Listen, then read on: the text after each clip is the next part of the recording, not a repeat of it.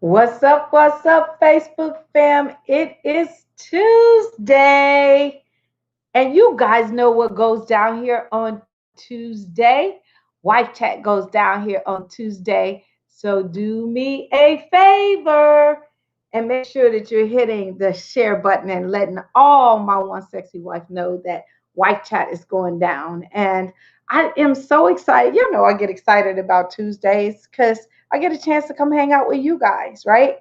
And so, again, I'm super excited that it is Tuesday.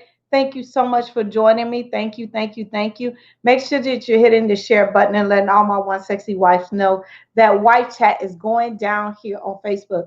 And guess what? I hope you guys had an amazing holiday weekend. I know that we did. And you know, I didn't even work. Can y'all believe that? I did not work.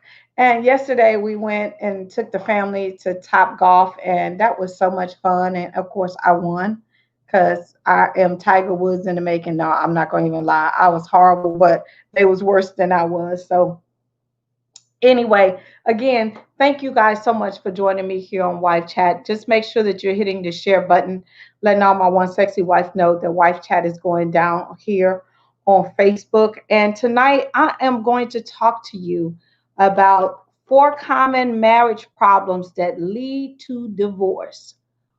Four common marriage problems that lead to divorce.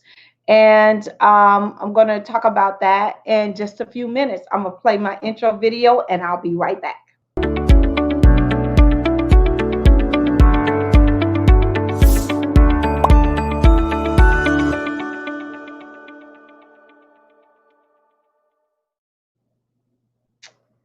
I love my intro. So you guys make sure you're showing me some love, send me some comments or whatever. And again, thank you guys so much for joining me and I super appreciate it. It's Tuesday and I love to come talk to you guys on Tuesday. And this topic actually came from a DM that I actually got on Instagram. And usually I don't get DMs about any like doing a wife chat or a topic or something like that. And so I decided, of course, I'm going to bring it to you guys here on Facebook because that's where I hang out the most. And so this young lady really wanted to know, she had just got married and she was like, I really want to make sure that my marriage is solid, which I love. She also said that, so many people have inundated her with so many, advice on what not to do and what to do and all these different kind of things to make sure that her marriage is strong. And so I just kind of wanted to give you guys some common things that have literally shifted over the years. As you guys know, I've been doing this work for 15 years, and I absolutely love what I get the opportunity to do every single day. But when I first started in this industry and down this marital, helping people eradicate divorce and that kind of stuff, the two biggest things that most people used to argue about was literally finances and the lack of sex. Those were the two big things why people ended up either with me or at their church, with their pastor counseling or somewhere else counseling. But that was the two biggest things that used to drive a wedge from people. Finances used to kill a marriage quicker than anything. And then the lack of sex was the whatever. And not saying that those things don't play a part in it, but as we have grown as people and life has transitioned and stuff like that, I'm just finding in my coaching practice that more people are coming to me for these four things that I'm going to share with you guys tonight. So again, thank you so much for joining me. Thank you so much for hitting the share button. And so tonight we're going to talk about the four common marriage problems that lead to divorce. And number one is focusing too much on your spouse's flaws, right? We not one of us, not one of us is perfect at all, right? And for us to continue to pick our spouses apart for some of their flaws, right, can literally drive a wedge between you two, because again, none of us is perfect. And I would say just as many flaws as he has or she has is what you have as well, right? And when you get married, our job is to cover each one of our flaws, right? Not that you can't work on yourself and make yourself better and all those kind of different things, but constantly pointing out someone's shortcomings can literally drive a huge, huge wedge between a marital couple, right? Between anybody, if you constantly, pointing out your friends' flaws, that can draw a wedge, between you and your girlfriend, between you and your boss. If your boss is always constantly talking about what you're doing wrong and never can find anything you're doing, you're like, well, why do I continue to work here? I ain't gonna never please you, kind of moment. So every area of our life, these things can apply to. But if you're constantly picking and pointing out your spouse's flaws, can be one of the biggest things that you can do to drive a huge wedge between your spouse and yourself.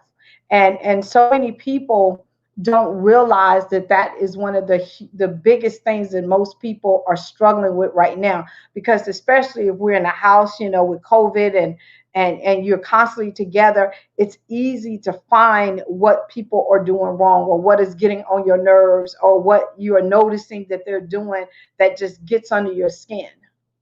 And again, we're all human and none of us are perfect. So that's the number one thing. Number two, the lack of respect for each other. The lack of respect for each other.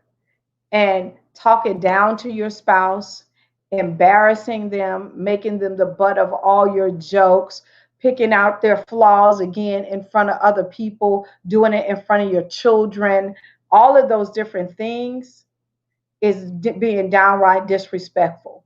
Not, just getting up, leaving the house, not letting them know where you are. That's downright disrespectful. It's not that you have to report back to someone, but you need to know where your spouse is, and it's just a respect thing, right? It's not being controlled or anything like that. But if something was to happen to you and you just walked out the house, they wouldn't have no clue or starting point what happened, right? And I had an incident where a wife was like, my husband wants to know where I am every single moment of the day. Now, I understand not every 5 minutes I'm now getting ready to walk on aisle one in Walmart or whatever, right? I get that. But just getting up, walking out the house and saying nothing, that's downright disrespectful. Making your spouse the butt of every joke is downright disrespectful. Talking down to your spouse, condescending in front of your children is downright disrespectful. And that can go on in so many different directions. And again, you guys, thank you so much for joining me here on Wife Chat. I appreciate you. And tonight we're talking about the 4 common problems that lead to divorce. And again, these things have literally changed over the course of my practice, right? And I'm not going to cover all of them because there are millions of them that might lead to divorce, but these are the 4 most common ones that are coming up time and time and time again. They just could be packaged different. So just the lack of respect for one another. And I understand that we're going to disagree. I understand that we don't always have to, strike and stroke somebody's ego. I get that. But just having common respect for your spouse is something that you should want to do every single day. Because again, if you give respect, you should demand it back. Hi, Andrea. How are you? Hi, everybody. Thank you so much for joining me. I appreciate you guys. Number 3, this is something that is happening more and more and more and more. And it's happening because people are not getting what they need from their spouses. For one, it's because they don't know how to get it. For 2, it's so many different broken pieces, they don't even know where to start. And for 3, communication is just horrible between us as married people. And I'm really trying to work on really good programs to help people communicate a lot better. But the next one is having emotional affairs. We totally get about all the physical affairs, right? We hear about them all the time. I was inundated last week about what was my perspective on John Gray and his infidelities, right? And so I'm going to touch on that a little bit, and then I'm going to go to the emotional affairs. John Gray is a human being, right? He is a man before he got a title, before he got millions of followers, before he led that big church, he was still a man, right? And he, in this situation, there is a hurt woman. Forget first lady, forget, assistant pastor, forget all of those different kind of things. There is a woman that is having to deal with infidelity on a public worldwide platform. And we as human beings, yes, we should honor and respect people in their positions. But at the end of the day, they're human. They live in these fleshly bodies. They bleed, they cry just like everybody else. And I will tell you this, I have talked and coached and helped thousands.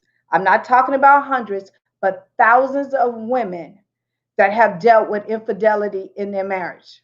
And I have coached hundreds of couples that have dealt with infidelity in them, and their names are not being waved across all social media platforms and televisions and all of those different kind of things.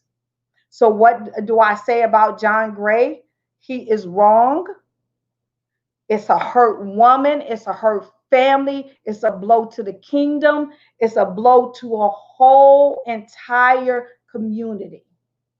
So what should we do when leaders like that fall? Because again, at the end of the day, strip away bishop, pastor, deacon, deaconess, all of these titles, they're human beings. They're human beings, and he's a man.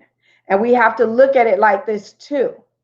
I'm sure the people or the woman that he has committed adultery with, and it's another one, these are supposedly good Christian women that's tearing up another family. So we got to look at the bigger picture. What is going on that these women think it's okay to throw themselves at another woman's husband, and it happens every single day, and these women don't have titles.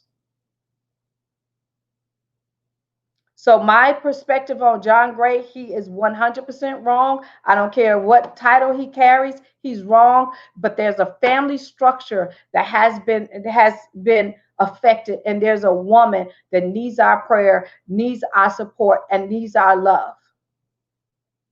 And there's a man that needs some healing, some counseling, and some love. Forget all the titles and all the stuff all the accolades and all those kind of things. There is a family that is being torn apart from this, and the kingdom has taken a blow. That is my perspective on it. All right. Amen. And if y'all know the young lady, his wife, I forget how to say her name. If Arpana, I think that's or something like that. If y'all know her and y'all can get a hold of her and she needs some counseling, I will offer my services to her for free, because I'm telling you, she needs it, and she needs y'all prayer more than anything. All right. So hello everybody, how are you guys doing? So let's look at the emotional affair, because emotional affairs are happening more prevalent now than physical affairs, and they're happening in so many different areas. It's happening in so many different areas. And statistics are saying it used to be that men had more emotional and physical affairs. Us women is catching right on up with them. The playing field is almost even when it comes to statistics. 34% of women have had emotional affairs, and 46% have admitted to having physical affairs. It's a little bit higher for men. And this is happening because we are not so-called getting what we want from our spouses. We're not getting the attention. We're not getting the accolades. We're not getting told we're beautiful. We're not getting told that we smell good, we look good, those shoes are pretty. Whatever that is to get somebody to take you off of what God has said about your covenant, because we're ruling too much with our flesh. And if your spouse is not giving you what you need to open your mouth and say, listen, this is what I need. I need for you to tell me I'm doing a great job. I need for you to tell me I'm beautiful. I need whatever that looks like. You need to open your mouth and tell your spouse what you want. And remember, I told you I sold for everything that I want. Even when Gail wasn't telling me I was beautiful, I was telling him how handsome he was, how good he looked, how wonderful father he was. Whatever I was wanting back, I began to sow that. But you can't expect your spouse, and we had this conversation in a couple of wife chats ago, you can't expect your spouse to tell you you look beautiful and you walking around with your lounge pants, your big bonnet on, hair, you just look at a hot mess. You can't expect them to give you something when you ain't putting it out there to get it. All right, I'll keep going with that. Because sometimes we're asking for something and we want something, but we're not doing what it takes to get it. Because remember, men are visual. Men are visual. And yes, I've been working out of my home for the last 10 years. But when Gil comes home, he don't come home to bonnets and sweat yoga pants. He don't come home to that. Because when I get up, I go to work, even though I work out of my home. Just like I got dressed to go when I was selling advertisement, that's how I get up and get dressed every single day. I don't put on a suit and, all that kind of stuff, but I get up and get dressed every single day as if I am leaving to go to an office, because that makes me feel good. Because my husband leaves and goes work at a hospital every single day. So whatever that is, to mitigate, and I'm not saying that it's correct that any spouse should commit adultery at all, whether it's emotional or physical, but we have to look at the part we play in it as well. And don't say Gail is just blaming it and letting it know. I'm not. What I'm saying is when you really sit down and look at infidelity, whether it's emotional or physical, what is it that we did not communicate that we needed? And if you are communicating and they're not listening, you need to tell them this is a sense of urgency for me. And when I was not getting what I wanted from Gail, I sat down, I'm like, listen, every time I go here, these guys are saying this to me. And I'm beginning to listen. I just was open and honest. Because again, when you're married for any length of time, you begin to take each other for granted. And I was very open and honest. I need that. I need that from you. Because if you don't give it to me, I'm telling you, the devil knows how to position it to make me listen. All right. Number 4. You continue to confide in other people besides confiding in your spouse, right? And we have all done it, and we have all been in this position where you're sitting and y'all at a barbecue or something, and somebody said, well, yeah, so-and-so told me that y'all were doing so-and-so, and you're like, huh?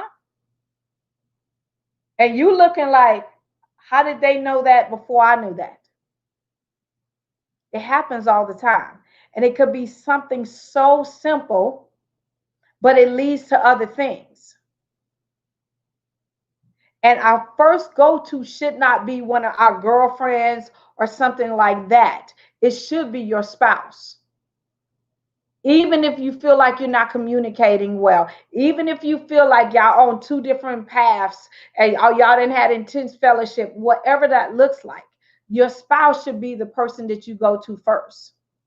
And I know that it's hard sometimes, because I used to rather go talk to a total stranger than to talk to Gail, because I just thought that he was not feeling me. I wasn't feeling him. We weren't on the same page. We had 2 different paths. I get it. But when I was doing that, the one time he did it, I was mad. I was crushed. I acted a total fool. That somebody knew what was going on in my household or what was going on in his life, and I lay down in the bed with you and I had no clue. But like he said, gee, you do it to me all the time. You don't think nothing of it. So I admonish you to look and say, whatever I'm doing, do I want it done back to me? Do I want it done back to me? And if your spouse is doing that to you, bring it to their attention, because sometimes they really just don't know. They really just don't know that with them going and telling their boys or whoever all this stuff, and you had no clue how that makes you feel. Because truth be told, I didn't know that it even bothered Gail. I didn't even think he cared. But I was doing it out of spite, because I was like, listen, he don't listen no way. We ain't talking no way. So I might as well go talk to somebody who's listening, that's going to agree with me, ain't going to have no opinions besides, really, girl? Wow. Y'all know how that feels. Y'all know how it feels. But again, it goes back to the respect thing. How much respect do you really have for your marriage and for your spouse? How much? Because again, you're sowing for every single thing that you want. And it might not come back to you when you think it should and how you think it should, but every seed is going to yield something. Every seed. Yep. Hi, Teresa. How you guys doing? Hi, everybody. Thank you guys so much for hopping on here.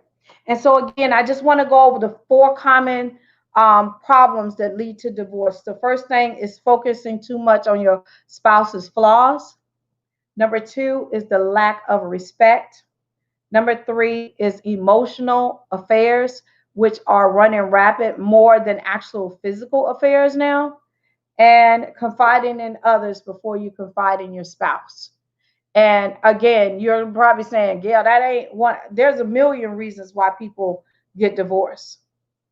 There's millions, like literally millions of reasons. But let me just tell you, these 4 are the top 4. And like I told you guys at the beginning, that it used to be money problems and a lack of sex. Those are in there, but these top 4 are the ones that are really running rampant. And you have the ability to change all of these things. And it just starts with you. It literally starts with you. Instead of, like I said, focusing on his flaws, work on your own. And if you don't know them, ask. They will be more than willing to tell you. I guarantee you. Work on your own. Literally, work on your own. And really, as a wife and as a spouse, we should be covering each other's flaws and not pointing them out. Because you guys are one. So his flaws are your flaws and your flaws are his flaws. But when you come together, you should be able to cover one another. I just love the way God does that kind of thing. For me, my flaws is bad money management, horrible money management, because I'm attracted to the shiny. Gail, totally money management, very organized or whatever. And for years, we on totally different pages. But he quit telling me, gee, you need to really do this, whatever. I'm like, I'm grown. I make my own money, hear me roar kind of moment. But when I really realized how bad I was with money, I decided to turn all the money, my business, everything, and my life has literally changed because he's better at that. Now, organization, I'm the bomb at that. Yield, bye. Organize nothing. But we cover each other with that. He handles the money and I keep everything else organized and running. Those are just 2 things that we used to fuss about, and he used to point out and I used to point out to him. Yeah, I didn't spend the money. I spent all the money to organize all your stuff. That used to be my thing. I bought all these containers to organize your stuff. That's a lie, but that's what I used to say, to just to keep one upping. What are your flaws? Work on them yourself. And I had to realize that I had to relinquish control over money because my money was controlling me. Relinquish that, get that off of the plate, and work where my genius is. And he covers my flaws in that area, and I cover his. That's what a team is. Even when we're not doing good, even when we're arguing, I still allow him to cover my flaws when it comes to money. And he still allows me to cover his disorganization. That's just one. We got many. What are yours? And just learn to respect each other, because that is one of the biggest things that you can do in your marriage, is just learn to respect one another. And when you give respect, you can demand it back. You really can. So, hi, Auntie Bernice. How are you guys? Thank you guys so much for joining me. I always go back on after I get off of here. I will respond to your comments. I will send you love. I appreciate you guys every single Tuesday for joining me on Wife Chat. If there's anything that you want me to talk about here on Wife Chat, make sure you either put it in the comments, or you can send me a DM, or you can visit my website and say, I have a button on there, free discovery call. I just want to talk to you, Gail. Just click that and schedule some time with me. And again, I will be back on my YouTube channel on Thursday. And on Thursday, I already have decided, because usually I really don't decide what I'm going to talk about. I just let God lead me. But I've been dealing with this a lot in my practice as well, erectile dysfunction. So I am going to really talk about erectile dysfunction, and really how to help your spouses if they're dealing with erectile dysfunction. And people don't say, oh, we in our 30s, we're not dealing with it. Let me just tell you, every man is going to experience erectile dysfunction from the age of 22 all the way till he goes on to glory in some form or fashion. So I can help you if you in your 20s as well. Just really understand the psyche of a man and what happens. And that was the reason why I wrote the book, Praying for the Penis, because so many women are dealing with that, and men are pulling away and they're not talking to you. So I'm going to be teaching a class on erectile dysfunction on Thursday on my YouTube channel at 8:30 Eastern Standard Time. Again, I love you guys to pieces. I appreciate you so much. And thank you so much for joining me here tonight on Wife Chat. I love you guys to pieces, and I will see you on Thursday.